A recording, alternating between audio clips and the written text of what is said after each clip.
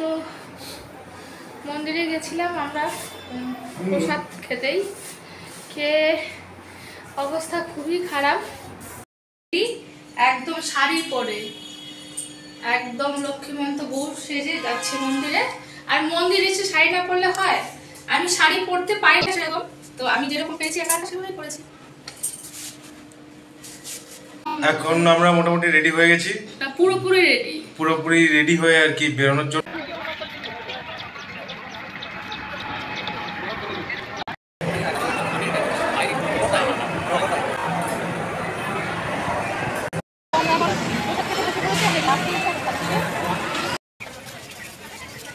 Hello everyone, welcome back to my channel.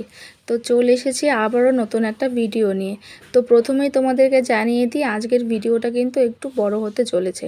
তো সবাই please সাথে থেকো আর পুরো ভিডিওটা দেখে জানিও কেমন হয়েছে। তো সেদিন ছিল শনিবার, আর বর অফিস থেকে ফিরে হঠাৎ করে বলছে চলো কালকে তো সানডে আছে, কোথাও থেকে বেরিয়ে আসি। তো তোমরা তো সকলেই জানো আমার বরের কাজের সূত্রে এখন আমরা কাজটাপাড়ায় শিফট করেছি। আর সেখান থেকে কিন্তু কৃষ্ণনগর খুব একটা বেশি দূরে নয়, ওই লোকাল ট্রেনে করে গেলে 1 ঘন্টা 10 মিনিটের মতো লাগে। তো যেরকম ভাবা সেরকমই কাজ। তো আমরা রাতারাতি লাগেজ গুটিয়ে রবিবার সকালে বেরিয়ে পড়েছিলাম কৃষ্ণনগরের উদ্দেশ্যে। তো কৃষ্ণনগরে আমরা যাব অ্যাকচুয়ালি হচ্ছে মায়াপুর। দেখি কেমন লাগছে। আচ্ছা, তো কিছু বলে দাও তো। এই তো এখন বাজে 10টা, আর আমরা এখন ট্রেন থেকে নেমে টোটোতে উঠেছি। যেখানে যাচ্ছি সেটা দেখার জন্য পুরো ব্লগটা দেখতে হবে। তো আমরা টোটোতে প্রায় 1 ঘন্টার মতো লাগবে। তো চলো। তো তোমরা দেখতেই পেলে যে আমরা কৃষ্ণনগর স্টেশনে নেমে সেখান থেকে টোটো ভাড়া করে নিয়েছিলাম মায়াপুর যাওয়ার জন্য। আসলে মায়াপুর দুভাবে যাওয়া যায়, একটা হচ্ছে ডিরেক্ট টোটোতে করে যাওয়া যায়, মানে সেটা অনেকটা রাস্তা ঘুরিয়ে নিয়ে যায়। আর আরেকটা হলো হাফ রাস্তা পর্যন্ত অটোতে করে যাওয়া যায়, তারপর মায়াপুরের ফেরিঘাট পর্যন্ত গিয়ে সেই ফেরিঘাট ক্রস করে আবার সেখান থেকে মায়াপুরের জন্য অটো ধরতে হয়। তো আমরা অত ঝামেলায় যাইনি। আমি অটো বা টোটোর মধ্যে, যেহেতু আমি বেশি টোটোটাকেই প্রেফার করি, তাই আমাদের কাছ থেকে 600 টাকার মতো ভাড়া নিয়েছিল, আমরা রিজার্ভ করে সেখান থেকে গিয়েছিলাম। তো দেখো তোমাদের সাথে কথা বলতে বলতে আমরা কিন্তু মায়াপুর ইসকনের, মানে মায়াপুর যে মহাপ্রভুর মন্দির রয়েছে প্রায় পৌঁছে গিয়েছি। তো সব মিলিয়ে আমাদের টোটোতে সময় লেগেছিল ওই 1 ঘন্টা 20 মিনিটের মতো। আর এখানে আমরা মন্দিরের কাছাকাছি পৌঁছে আমরা এখন হোটেল ভাড়া করে নিয়েছিলাম। একদম শাড়ি পরে একদম লক্ষ্মীমন্ত বউ সেজে যাচ্ছে মন্দিরে।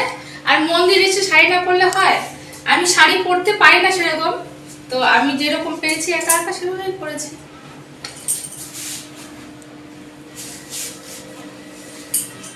ঠিক আছে, একদম। সবাই বলো কমেন্টে আমাকে শাড়ি পরে কেমন লাগছে। টাটা, চলো। তো বলো। এখন আমরা মোটামুটি রেডি হয়ে গেছি, পুরোপুরি রেডি হয়ে আর কি বেরোনোর জন্য। তো কোথায় এখন বলে দিই, আমরা এসেছি মায়াপুর ইসকনে। তো এখন যাব ওনার দর্শন করতে। ওখানে আমরা অলরেডি কুপন নিয়ে নিয়েছি প্রসাদের জন্য। তো সে দুপুরে খাওয়ার সময় এখন। ও পাঞ্জাবি পরে নিয়েছে একদম, আর আমি শাড়ি। দেখো কেমন লাগছে, ক্যামেরাটা কাছে না দেখো। তো আমাদের মায়াপুর পৌঁছতে ওই 11টা নাগাদ, সকাল 11টা বেজে গেছিলো। তারপর আমরা ওখানে হোটেল নিয়ে হোটেলে থেকে লাগেজ রেখে আমরা প্রথমে ওই মন্দিরে চলে গেছিলাম। মানে দুপুরে যে আমরা সেখান থেকে প্রসাদটা নেব সেটার কুপনটা কাটতে। তো সেখানে আমরা কুপন টুপন কেটে আবার হোটেলে রিটার্ন এসে স্নান টান করে তারপর আমরা ফ্রেশ হয়ে আবার কিন্তু এখন মন্দিরের উদ্দেশ্যে বেরিয়ে পড়েছি। তো সেদিন মানে সেখানকার ওয়েদারটা এত বাজে ছিল, মানে এত রোদ আর এত গরম, এত ভ্যাপসা পরিবেশ, কিছুই ভালো লাগছিল না। তাই আমি তো তোমাদের সাজেস্ট করব, তোমরা যারা মানে কলকাতা বা কলকাতার আশেপাশে কোথাও বেড়াতে যেতে চাও, তোমরা আর যাই হোক গরমকালে কেউ যেও না। মানে এত অস্বস্তিকর পরিবেশ, কি আর বলবো। কোন দিকে? এখানে তো এমনি কিছু অনেক খাবারেরও দোকান আছে।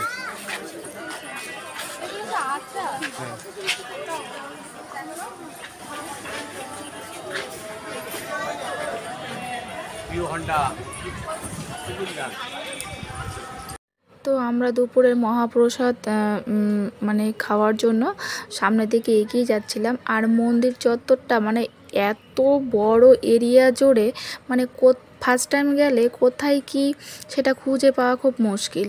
তো এখানটায় মানে অনেক বড় এরিয়া জুড়ে মন্দিরটা। তোমরা যারা যারা গেছো তারা তো নিশ্চয়ই জানো, আর তোমরা যারা যারা যাওনি তারা একবার গিয়ে দেখবে।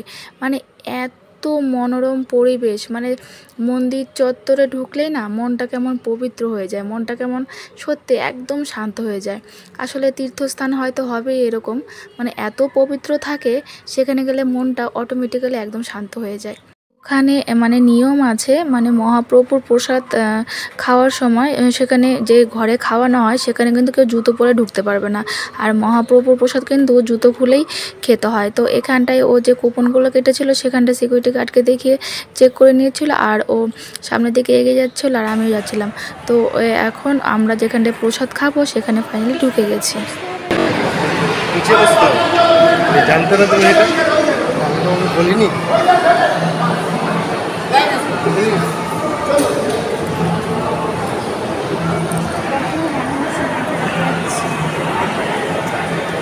ওই দিকটা ফাঁকা রয়েছে না? ও এখানে খেতে হবে। তো ভেতরে ঢুকে এই প্রসাদ খাওয়ার ব্যবস্থাটা দেখে না আমার খুব ভালো লেগেছিলো। মানে আমি তো এর আগে কখনো যাইনি, দেখিনি। মানে ওখানটা ওই বেদি করা আছে পাকা, তার উপরে প্রসাদ দেয়। আর নিচে হচ্ছে তোমার ওই মাদুর টাইপের পাতা আছে, সেখানে বসে আর উপরে প্রসাদ থেকে খেতে হয়। তো এখানটায় আমরা বসেছিলাম, মানে ওই কি ওখানটায় মানে ততক্ষণ না মানে 50% আসে দর্শনার্থী প্রসাদ খেতে, ততক্ষণ ওখানে প্রসাদ বিতরণ স্টার্ট হয় না। তো আমাদের জল দিয়ে দিয়ে গেছে ঠান্ডা।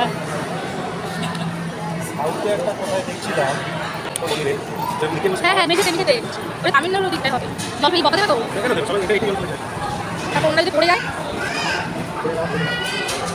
এটা আমাকে প্লেট দিয়ে দিয়েছে। আর জল আগে মানে আসলে জানতাম না, নিচে বসে ভিডিওতে দেখেছি, কিন্তু আজকে ভালো লাগছে।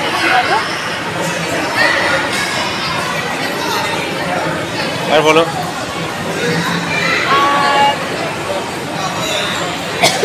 সব মিলিয়ে আজকে দিনটা তো ভালোই কাটছে এখন পর্যন্ত। আমাদের প্রভুর কাছে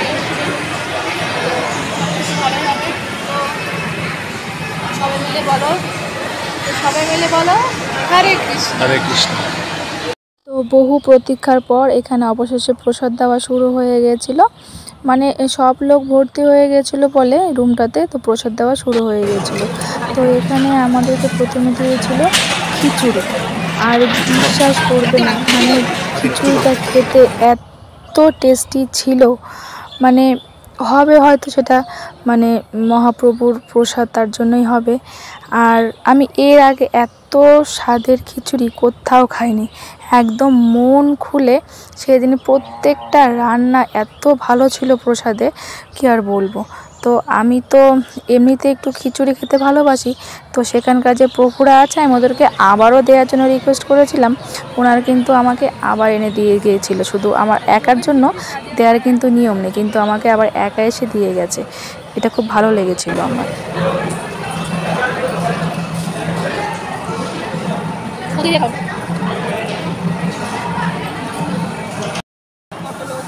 খেতে এখন ভর্তি হয়ে গেছে, আগে ফাঁকা ছিল বলো এখন পুরোটা। তো এবার খিচুড়ির পরে দিয়ে গেছিলো ভাত আর মুগ ডাল, মানে এটাও মানে একদম অমৃত ছিল। এখন দিয়ে গেছে যে 5 মিশালি সবজি, মানে কুমড়ো আলু তরকারি আর ডাল।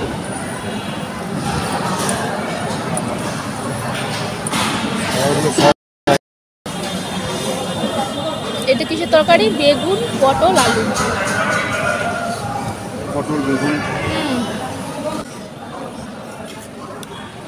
আমরা আগে ভেবেছিলাম যে আমরা শুধু দুপুরেই যে মন্দিরে প্রসাদটা পাওয়া যায় সেটাই খাবো, রাতে আমরা বাইরে থেকে খাবার আনিয়ে খাবো, কিন্তু দুপুরে খেতে গিয়ে আমাদের এত ভালো লেগেছে প্রসাদটা, তো আমরা ডিসাইড করেছিলাম রাতে আবার সেখান থেকেই খাবো। তো রাতের জন্য আমরা সেখান থেকে কুপন কেটে নিয়েছিলাম, তারপর সেখান থেকে বেরিয়ে মানে এত গরম তো একটা ডাব খেয়ে নিয়েছিলাম। আর সেখানকার বাবা এই যে না তেরা বেকা ডাব, তার দাম নাকি 120 টাকা। কি আর বল, জলটা মিষ্টি গো। কেমন আছে ডাবটা? মিষ্টি মিষ্টি জলটা দেখো মারা গেছে।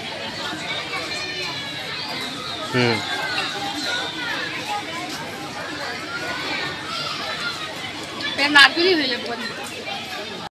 তো তখন বাজছিল ওই বিকেল 4:30 নাগাদ, আর আমরা তখন প্রসাদ খেয়ে বেরিয়েছিলাম মন্দির চত্বর থেকে। কিন্তু মন্দির এরিয়াটা এত বড় আর আমি এত খেয়েছি, তার মধ্যে আমি পরেছি শাড়ি এত গরমের মধ্যে, আর আমি তো একদম হাঁসফাঁস করছিলাম। তো মন্দির এরিয়া থেকে বেরিয়ে সেখান থেকে আমরা টোটো নিয়ে চলে গেছিলাম হোটেলের রুমে। সেখানে ওই 1-1.5 ঘন্টার মতো রেস্ট করে আবার আমরা সন্ধ্যেবেলা সন্ধ্যে আরতি দেখবো বলে বেরিয়ে পড়েছিলাম। তো সেই ভিডিওটা আজকে তোমার সাথে শেয়ার করছি না, কারণ সেটা শেয়ার করলে অনেকটাই বড় হয়ে যাবে। তো মন্দিরে গেছিলাম আমরা প্রসাদ খেতেই, খেয়ে অবস্থা খুবই খারাপ। খারাপ বলে খারাপ, কথাও ভুল হয়ে হচ্ছে, এত গরম। গরম লেগে গেছে অ্যাকচুয়ালি, ওয়েদারটা বাজে বৃষ্টি, আর যেখানে বসে খাবার দাবারের ব্যবস্থা সেখানেও খুব গরম। আর খাবারটা তো প্রসাদটা খুবই ভালো ছিল খেতে, তাই অনেক খেয়ে নিয়েছি। কি স্বাদ খেতে প্রসাদ। তো এখন একটু ড্রেস চেঞ্জ করে একটু রেস্ট নেব, তারপরে রোদ কমলে সন্ধ্যে নাগাদ আবার বেরোবো, আর এখন পারবো না। আজকের এই মায়াপুর ব্লগটা তোমাদের কেমন লাগলো অবশ্যই কমেন্টে জানিও। আর আজকে তো পুরো ভিডিওটা মানে একটা ভিডিওতে দেখানো সম্ভব হলো না, তো নেক্সট কিন্তু আরও অনেক সুন্দর সুন্দর ভিডিও আছে। তো চ্যানেলটাকে সাবস্ক্রাইব করে দিও আর পেজটাকে ফলো করে দিও।